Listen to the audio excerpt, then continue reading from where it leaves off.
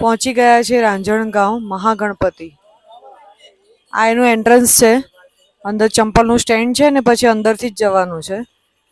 આ જુદી જાતના ફૂલના હાર છે.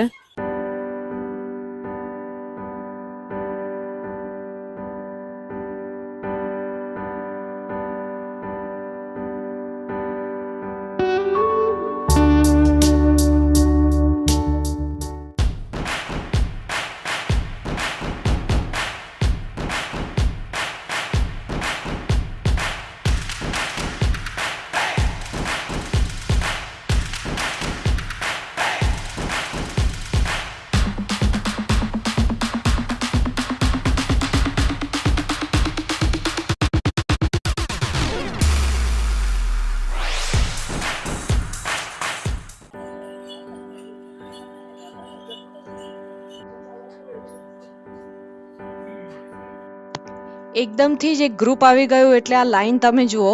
અમે આ લાઈનમાં ઊભા રહ્યા છે અને અમારી સાથે જે સિનિયર સિટીઝન પેરેન્ટ્સ હતા તે લોકો જઈ શકે છે સીધા જ લાઈનમાં ઊભા રહ્યા વગર, પણ અમારે આ લાઈનમાં ઊભું રહેવું પડ્યું અને થોડી ખાસી લાંબી લાઈન હતી. તો તમે જુઓ, આપણે મળીએ આગળ. પણ લાઈનમાં ઊભા રહેવા માટે વ્યવસ્થા આમ તો સારી કરેલી છે, પંખા ને બધું છે, એટલે ખાસ એવી કોઈ તકલીફ પડે એમ નહોતું.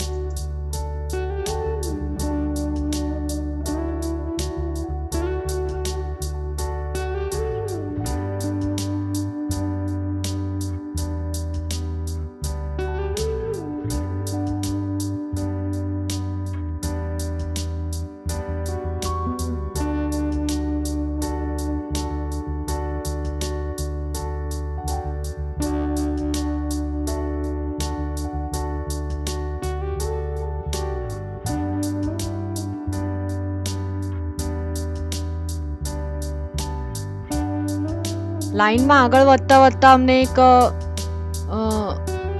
અલગ વસ્તુ જોવા મળી કે અહીંયા ગણેશજીની સ્તુતિ એ ચાંદીના પત્ર ઉપર આખી લખેલી છે. જો આ સામે દેખાય છે તે આરતી લખેલી છે, શ્રી મંગલ મૂર્તિ આરતી. ખૂબ સરસ હતું. અને અંદર ફોટોગ્રાફી અલાઉડ નથી, એટલે આપણે અહીંયા દ્વારેથી જ દર્શન કરીશું.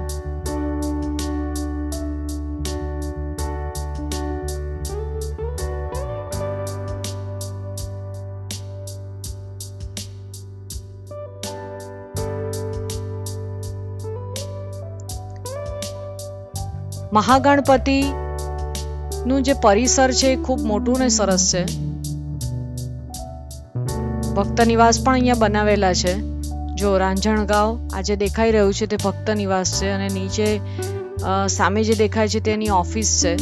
ત્યાં તમે ઇન્ક્વાયરી કરીને જો ખાલી હોય તો તમે લઈ શકો છો. વોશરૂમ પણ અહીંયા પાછળની બાજુ છે. લગભગ દરેક ગણપતિમાં વોશરૂમની વ્યવસ્થા કરેલી છે, એટલે અષ્ટવિનાયકની યાત્રા કરતા તમને તકલીફ ન પડે. અને દરેક જગ્યાએ મોદકના પ્રસાદ તો છે જ.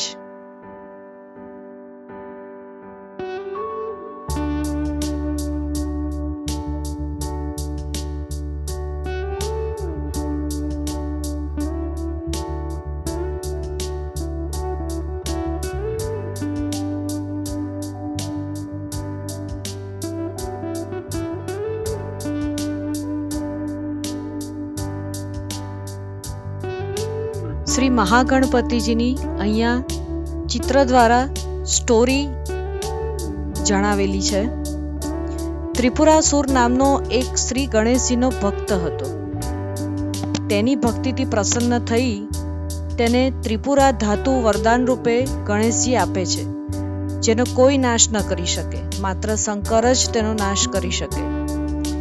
અહંકારમાં આવીને ત્રિપુરાસુરે દેવોને હેરાન પરેશાન કરવાનું શરૂ કર્યું. છેવટે દેવો ગણેશજી પાસે મદદ માંગે છે, ત્યારે ગણેશજી બ્રાહ્મણ વેશે ત્રિપુરાસુરને છલથી કૈલાસ પર્વત પર બોલાવે છે અને ચિંતામણીની મૂર્તિ લાવવાનું કહે છે, અને ત્રિપુરાસુર કૈલાસ પર્વત પર પ્રહાર કરે છે, અને જેનાથી શંકર ગુસ્સે થાય છે અને ગણેશજીના પૂજન પછી એનો વધ કરે છે. અને એ જગ્યાએ મહાગણપતિજીનું મંદિર બનાવી અને આજે એ શ્રી મહાગણપતિ રૂપે પૂજાય છે. જેની જે અંદર મૂર્તિ મંદિરમાં બનાવવામાં આવી છે એની એવી કલ્પના કરવામાં આવી છે કે એને 10 માથા છે ગણપતિજીને અને 12 હાથ છે, એ રીતનું કલ્પના કરવામાં આવે છે.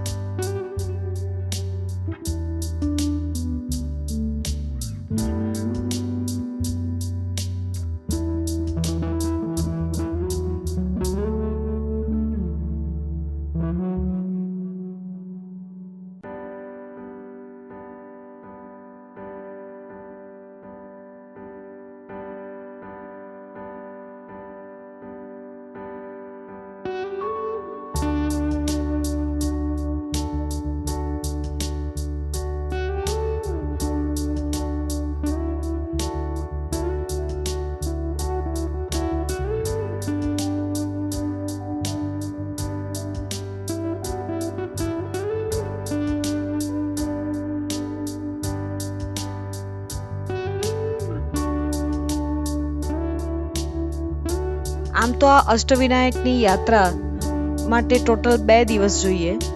અમને આ પ્રવાસ યાત્રા કરતા કરતા 1 દિવસ પૂરો થઈ ગયો છે. એક દિવસે 4 ગણપતિ અને બીજા દિવસે બીજા 4 ગણપતિ, એ રીતનું આખું પ્લાનિંગ હોય છે. પણ આપને રસ અને રુચિ જળવાઈ રહે, તમને શાંતિથી બધી જ જગ્યા બધું જ બતાવી શકાય માટે આપણે એક ગણપતિના એક એપિસોડ લીધેલા છે. તો હવે અમે અહીંયાથી અમારે સાંજ પડી ગઈ છે એટલે અમે હવે સ્ટે કરીશું. એટલે અહીંયાથી અમે ઓઝર જઈ રહ્યા છીએ. અમે લોકો અહીંયાથી હવે જઈશું ઓઝર, અને ઓઝરમાં અમે સ્ટે કરવાના છે. તો ટોટલ અમારા 4 ગણપતિ આજે થશે અને કાલની પછી ઓનવર્ડ જર્ની અમે કાલે જણાવીશું.